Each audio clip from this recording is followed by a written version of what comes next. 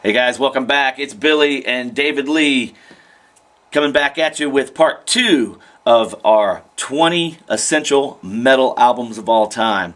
In part 1, if you haven't had a chance to check out that video, I posted it last week. We count down from 20 to 11, and in this part 2, we're going to count down the top 10 essential metal albums of all time. So stay right there. We're going to get things started right now. Coming in at number 10 on the countdown from 1983, it's the debut from Dio, Holy Diver. Ronnie and Vinny had just left Black Sabbath and wanted to form their own band. They hooked up with former Rainbow bassist Jimmy Bain, and they added a young Vivian Campbell on guitar, and the result is this classic, Holy Diver. Like I said, it was released in 1983. Give you a look at the back cover there as well. Killer artwork. The killer cuts on this record, obviously Rainbow in the Dark, Stand Up and Shout, Don't Talk to Strangers, and Holy Diver. That's Dio's Holy Diver coming in at number 10 on the countdown. Coming in at number 9 on the countdown is Iron Maiden, POWERSLAVE.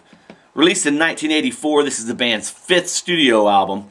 And like its predecessors, Peace of Mind and Number of the Beast, this album would go on to be certified platinum. The album's artwork features Eddie in a classic ancient Egyptian setting, and it was painted and brought to us by artist Derek Riggs, who did all the Iron Maiden artwork from the 80s onto the early 90s. And it's eerily reminiscent of a Earth, Wind, and Fire cover as well. Check it out. The tour supporting this album, the World Slavery Tour, also spawned an amazing double live LP set, Live After Death. The killer cuts on here: 2 Minutes to Midnight, Aces High, POWERSLAVE, and Rime of the Ancient Mariner. Coming in at number 9, that's Iron Maiden, POWERSLAVE. Checking in at number 8 on the countdown is the debut solo album from former Sabbath frontman Ozzy Osbourne, Blizzard of Oz. Released in 1982, Blizzard of Oz was the first of 2 studio albums to feature guitar work by Randy Rhoads prior to his tragic death later that year. With over 6 million copies sold worldwide, Blizzard of Oz has outsold the best-selling Sabbath record, which is Paranoid, by over 1 million units. My earliest memories of this record, my dad would take me over to a buddy's house, and they would go out into the garage and tinker around while me and my buddy would watch Wrestling at the Chase. This guy was a few years older than me, but I would go in his room, and he would have all this killer rock and roll stuff, and he played guitar, and this was the first time I ever heard this album. I walked in, I'm like, mind blown by this. You know, originally I had a real hard time picking between Blizzard of Oz and Diary of a Madman, but after several listens of them back and forth, there was really no comparison to this one here. It was just so great, and had to be listed here, especially with the historical significance of being his solo debut and Randy Rhoads' introduction to the world. I know he had played in Quiet Riot previously, but this took him to a whole new level. The killer cuts off this record are Suicide Solution, Mr. Crowley, I Don't Know, and Crazy Train. You know, young guitar players for generations to come will be trying to master Randy Rhoads' signature licks. Like I said, guys, that's coming in at number 8, Ozzy Osbourne with Blizzard of Oz. Chugging in at number 7 on the countdown is Slayer, Rain in Blood. This 1986 release is the band's 3rd studio release, and it is produced by Rick Rubin. Clocking in at just under 29 minutes, Rain in Blood was able to be put on cassette. You could listen to the whole album on one side, flip it over, and listen to the whole album again, which was kind of cool. Rain in Blood is widely regarded by critics as one of the most extreme and influential thrash metal albums ever produced.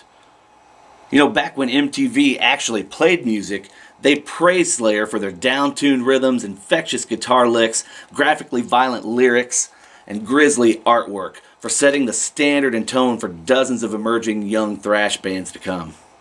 The killer cuts on this one, guys, are Piece by Piece, Criminally Insane, Postmortem, Raining Blood, and Angel of Death. There you have it. That's Slayer checking in at number 7 with Rain and Blood. Checking in at number 6 on the countdown is Metallica, Ride the Lightning. Released in 1984, this is Metallica's sophomore effort, and it was released on Megaforce Records. The title of this album was taken from a Stephen King graphic novel, The Stand.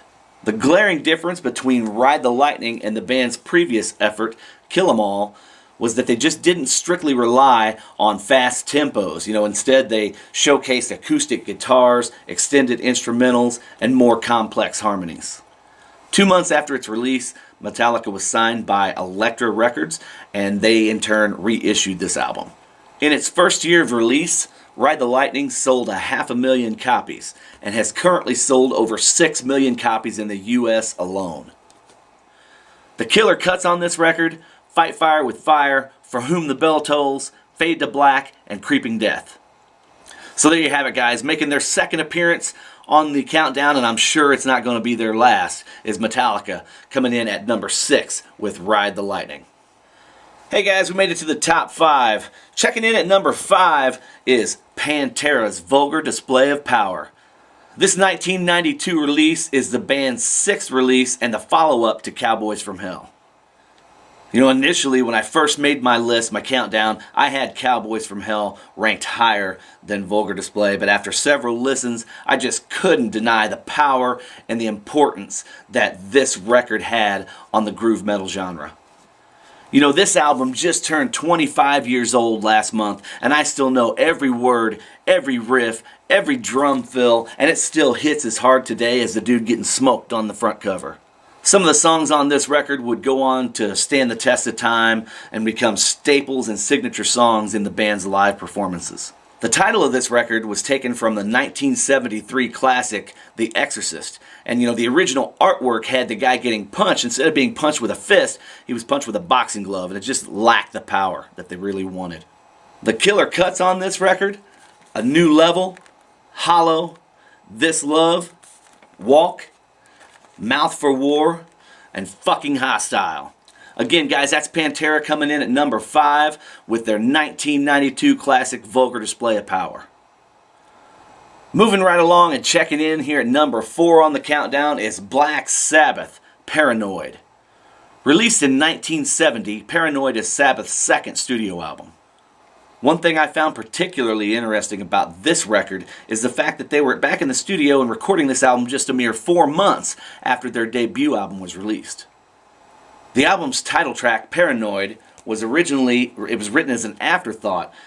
They needed another track to fill out the album, and they didn't have anything, so Tony just started playing a riff, and apparently, rumor has it, they came up with this song in about 25 minutes, and Paranoid would go on to become one of the staple of Sabbath's catalog. The original title of this album was supposed to be War Pigs, which is one of the tracks on the album as well. But after the band turned in the track Paranoid, the studio knew they had a hit on their hands, and they went into panic mode and completely changed everything. However, the photography and design had already been done for the cover, featuring a guy in war mode, about ready to go into battle, hence the term War Pig. I always thought this album cover really never made sense, but after reading that story and hearing about that, I get it now. Let me give you guys a quick view of this gatefold here. It's really cool. Originally in this picture, Ozzy was placed here, but in order to spread it out over the gatefold, they photoshopped all this patch of grass. Well, they didn't Photoshop it. There wasn't Photoshop back then, but they worked in this, cut in this patch of grass and moved Ozzy over, which it kind of works really good with the layout. Many believe this album did more to define the sound and style of heavy metal than any other album in history. The killer cuts on here: Fairies Wear Boots, Paranoid, Iron Man, and War Pigs. And there you have it, guys. Checking in at number 4 on the countdown is Black Sabbath's 1970 release, Paranoid. Here we are, guys. Finally to our top 3 of Essential Metal Albums countdown. Checking in at number 3 is Megadeth with Rust in Peace. Released in 1990, Rust in Peace is the band's 4th studio album. This is also the first album that features guitarist Marty Friedman and drummer Nick Menza. Along with David Ellefson and Dave Mustaine, most fans will feel this is the quintessential Megadeth lineup. Rust in Peace is a metal masterpiece that has brutal riffs, stellar solos, and some of the finest lyrics from Dave Mustaine. Word is that the title of this album came from a bumper sticker that Dave Mustaine saw while driving one day. In 2010, the band filmed Rust in Peace live, commemorating the album's 20th anniversary. If you haven't seen it, go check it out. It's absolutely killer. The killer cuts on this record are Holy Wars, The Punishment Due, Hangar 18, Tornado of Souls, Rust in Peace, and Take No Prisoners. Again, coming in at number 3 on our countdown is Megadeth with Rust in Peace. Alright guys, we're finally there. Number 2. What's going to be number 2? What's going to be number 1? I think you guys kind of figure out where we're going with this. These last 2 albums, once I show this one, you'll probably all figure out what number 1's going to be, but it could be any number of things. But checking in at number 2 is Iron Maiden, Number of the Beast. Released in 1982, The Number of the Beast was the 3rd studio album by the band, but it was the first album that featured new vocalist Bruce Dickinson. And due to contractual issues, Dickinson was not able to be credited with songwriting on any of this album, even though he did really put in a lot of work with some of the songs on this album. He could not be credited for it. The artwork, which is now iconic and legendary, was done by Derek Riggs, same artist who did the all the Maiden covers from the 80s through the early 90s. The album's artwork, while being extremely popular, was still highly controversial. The claims of the band being involved in devil worshipping and cult activity and things of that nature. The band did garner plenty of free publicity, especially in the States, where they had yet to break out. To this date, The Number of the Beast has sold more than 2 million copies worldwide. The killer cuts on this record, and there's plenty. The title track is actually 3rd on my list, right behind Hallowed Be Thy Name and Run to the Hills. And that's closely followed by Children of the Damned and The Prisoner. So coming in at number 2 on the countdown is Iron Maiden's Number of the Beast. Alright guys, we finally made it to the top spot on our countdown of 20 essential metal albums, and I'm sure it's no secret what's going to hold that number 1 spot. So let's get right to it. Coming in at number 1 on the countdown is Metallica, Master of Puppets. The follow-up to the hugely successful album Ride the Lightning, Master of Puppets was the 3rd studio album released by Metallica, and it was released in 1986, and it marked their first release on a major label. While their debut Kill 'Em All laid the foundation for thrash metal, and their follow-up Ride the Lightning extended the limits of the genre with more sophisticated writing and stellar production, the band decided to push the boundaries of metal even further, beautifully blending heavy tones, furious breakneck speed with stellar, classically arranged pieces and tempo changes galore. The band also introduced a new level of heavy and complexity with this album. You also get to hear James beginning to refine his vocal approach. Instead of screaming and shouting all his lyrics, he was maturing into a more in control yet still aggressive style of singing. Master of Puppets became heavy metal's very first platinum album, eventually selling over 7 million copies worldwide and leading the way for heavy metal's ferocious rise from the 80s all the way through the mid-90s. The killer cuts on here are Master of Puppets, Welcome Home Sanitarium, Orion, and Damage Incorporated. Well, there you have it, guys.